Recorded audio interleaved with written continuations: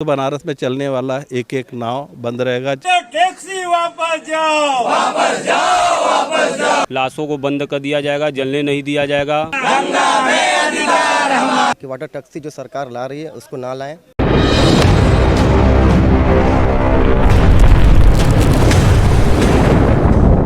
मैं प्रमोद माझी, अध्यक्ष मां गंगा निसारदा शिवान्यास।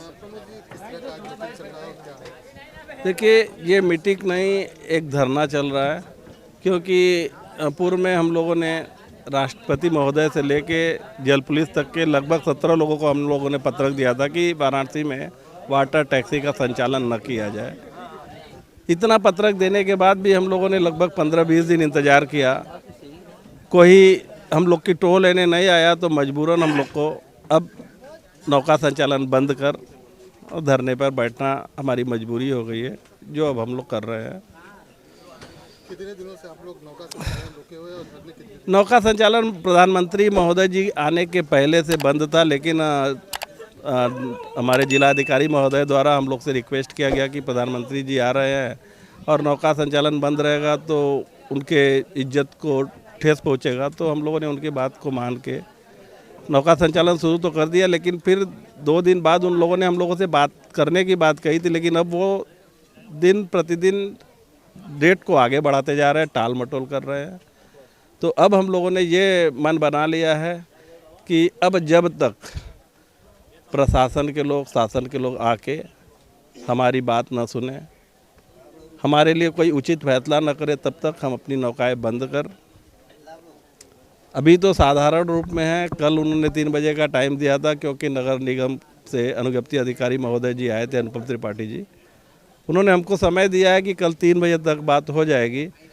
और उनको हम लोगों ने भी अब कह दिया है कि अब गंगा की बात गंगा में और नाव की बात नाव पर बैठ के होगी, क्योंकि वो होटलों में ले जाके तरह तरह की बातें किया जाता है, लोगों को डराने धमकाने की बात की जाती है। तो हम लोगों ने अब मन बना लिया है कि अब जो भी बात होगी, अगर गंगा की बात है तो गंगा में होगी।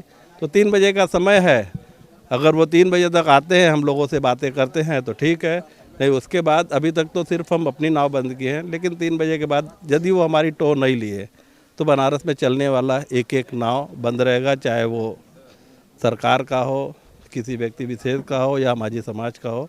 इसका मतलब साफ है कि हम लोग 3 बजे के बाद अगर हमारी बातें नहीं मानी गई तो क्रूज़ वगैरह जितने भी चलने वाले हैं सबको हम लोग एक तरह से बंधक बना लेंगे, उनको हिलने नहीं देंगे।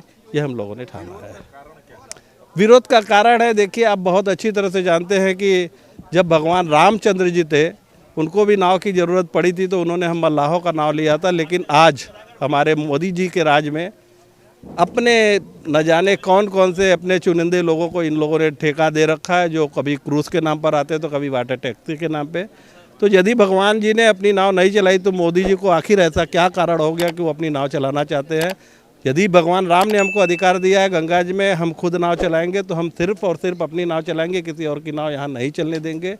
यही हमारा समस्या है। और क्योंकि हमारे बीच में कोई भी आता है, हमारे हिस्सा का खाता है, तो उसको हम बर्दाश्त करने वाले नहीं हैं। वर्तमान में तो ऐसी स्थिति में चल ही रहा था सब कुछ। वर्तमान में ऐसी स्थिति में चल रहा था, वो थोड़ी हमारी, देखिए पहले एक क्रूज़ की बात थी, वो आए थे, हम लोगों ने मना किया था बनारस में 13 दिन की बंदी करके।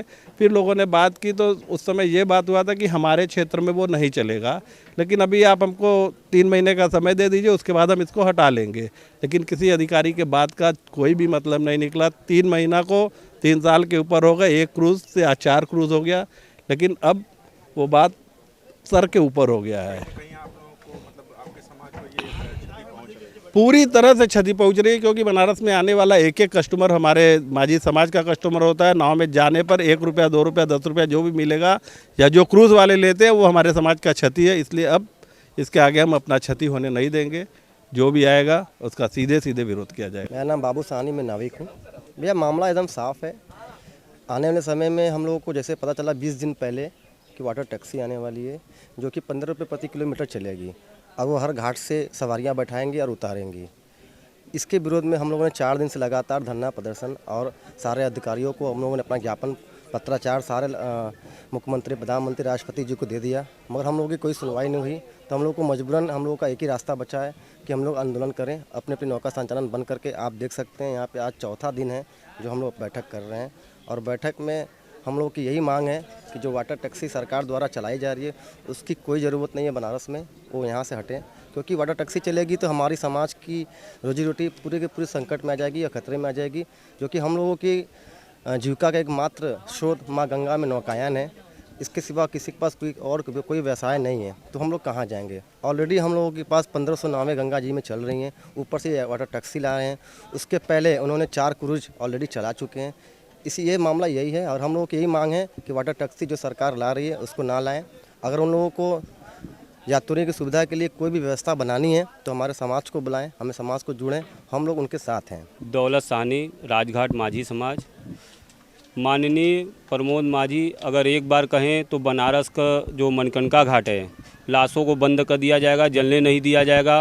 और जो बाहर से आते हैं अस्थि, बालक, लाश, जो भी आता है, बनारस का हर व्यवस्था बंद कर दिया जाएगा उनके कहने पर। बस वो कहने के लिए हाँ कर दे। हर हर गंगे, जात पात हथियार हमारा, गंगा में अधिकार हमारा। वाटर टैक्सी वापस जाओ, वापस जाओ, वापस जाओ। वाटर टैक्सी वापस जाओ, वापस जाओ, वापस जाओ।